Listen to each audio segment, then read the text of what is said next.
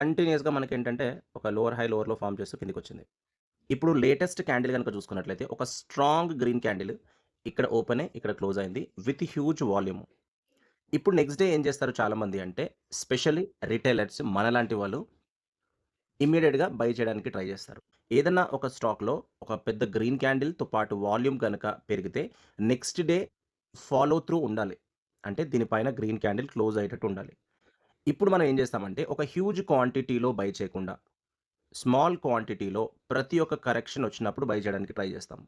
But ఈ gap ఏదైతే ఉందో ఫిల్ చేయడానికి మళ్ళీ కిందకొస్తుంది. ఎందుకు అంటే ఎవరి దగ్గర అయితే ఒక 500 క్రోర్స్ ఉన్నాయో బిగ్ ప్లేయర్స్ ఒకేసారి వాళ్ళు కొనరు. జనరల్‌గా. ఒకేసారి కొంటే ఏమవుతుంది? వాళ్ళు ఒక 600 రూపీస్‌లో కొనాలనుకున్నారు.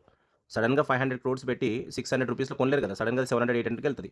అంటే వాళ్ళు ఏదైతే ఒక ప్రైస్ అనుకున్నారో ఆ ప్రైస్‌కి రావాలి అంటే మళ్ళీ స్లోగా, మెల్లిగా తీసుకొస్తారు.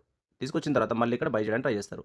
ఇక్కడికొచ్చి ఒకటే జోన్‌లో ఇలా ప్లే అవుతూ ఉంటుంది. సో, ఇలా పైకెళ్ళింది, మళ్ళీ కిందకొస్తుంది. జోన్‌లోనే ప్లే అవుతుంది. మనకేంటంటే ఇక్కడ పేషెన్స్ లేక మనం ఎగ్జిట్ అవుతాం. ఎగ్జిట్ కాగానే ఇక్కడ ఏవైతే అన్‌ఫిల్డ్ ఆర్డర్స్ ఉంటాయో తీసుకొని మళ్ళీ పైకి వెళ్ళిపోతది. సో, మనమేంటంటే ఇక్కడ నుండి పైకి వెళ్ళింది కాబట్టి, ఈ ఏదైతే గ్యాప్ ఉందో అక్కడికొచ్చి, అక్కడ ప్రైస్ అనేది ఏ విధంగా బిహేవ్ చేస్తుంది?